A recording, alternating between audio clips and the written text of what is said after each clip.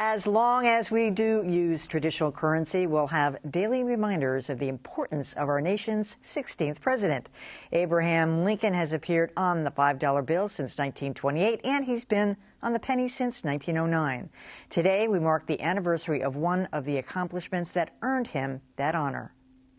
Lincoln delivered the Gettysburg Address 150 years ago today, paying tribute to the thousands killed and wounded during the Civil War Battle of Gettysburg.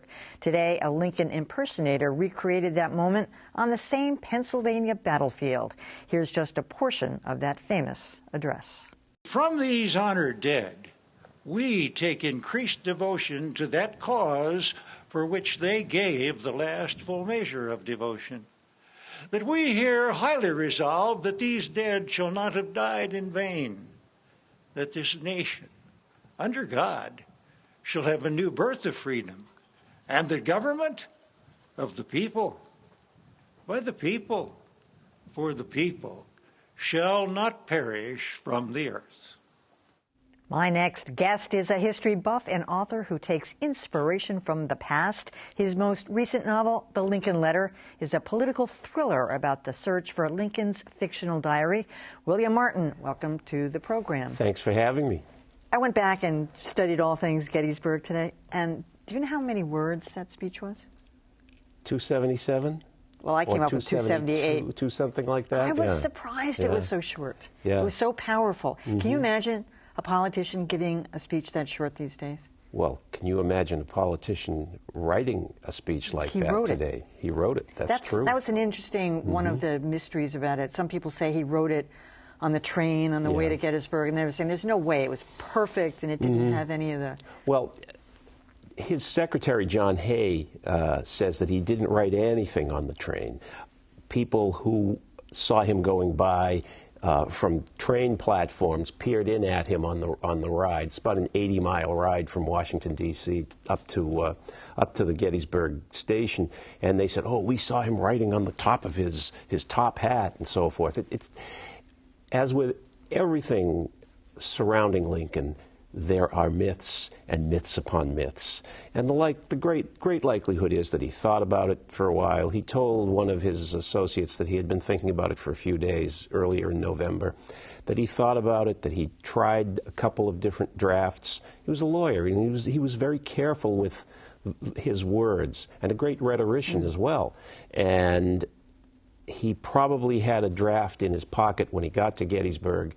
And after he looked out at the crowd that came to visit him in the square of Gettysburg on the night before the speech, and there were 10 to 20,000 people in the town for the dedication, he retired to his room and probably worked on it that night too. We should say he was actually dedicating a national cemetery. Right. He came in November to dedicate a cemetery to the Union dead who had given their lives in the battle on July 1st, 2nd, 3rd. Probably should have included the Confederate, too. Yeah. I mean, the statistics there, 50,000, or maybe even a few more. And the casualties on each side were almost equal. Yeah. I mean, it was staggering. Right. Well, it's the biggest battle ever on the North American continent.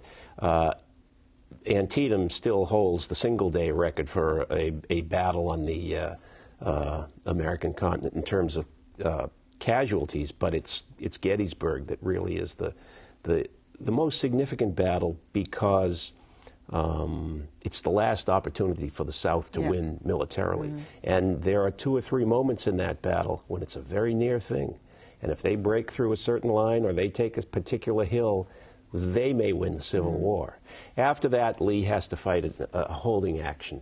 And Lincoln understands that by the time that he gets to Gettysburg on November 18th, I hate to even make 1863. This analogy, but it was almost like lining up football plays, the way they used their men. And I saw that one was a fishhook configuration. One was, and the battles were so personal. I mean, it's just like they fought hand to hand. The center of the Confederate federal line on the 3rd day is the site of some of the most ferocious hand-to-hand fighting imaginable, including lots of regiments right here from Massachusetts and from Vermont that get involved at the very end of the battle.